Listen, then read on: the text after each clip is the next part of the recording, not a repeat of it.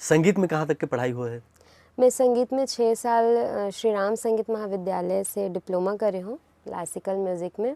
फिर 2 साल के डिप्लोमा मैं हाँ लोक संगीत में करे हूँ कमला देवी से, और अभी एदारी मास्टर्स करत हूँ और गीतांजलि घलो साथ में करत हूँ। एकर अलावा अपन खुद के जो एक पढ़ाई के क्षेत्र होते हैं तो ओमा आप कहाँ हबो? मैं बीकॉम ग्रेजुएशन करे हूँ बीकॉम में, और पीजीडीसीए भी करे हूँ। तो ओमा रुचि है कि नहीं है? क्यों भुला गए हस? उड़ाल अभी सब भुला गए हूँ। अभी सिर्फ संगीत ही याद है। तो म्यूजिक और सिर्फ म्यूजिक जी ये हवे दिमाग में। अच्छा, हम बात करत रहे राउत नाचा के, तो वो राउत नाचा में घलो रिकॉर्ड हुआ है आपके? नहीं, राउत नाचा तो पुरुष प्रधान है ना, मतलब महिला मन जो है वो नहीं गाए। तो जैसे लोक संगीत में ना हर चीज़ के दायरा होते, जो तरी हरी नाना सुआ गीत है ओला पुरुष मन नहीं गा सके, वो नारी के ही हरे महिला के।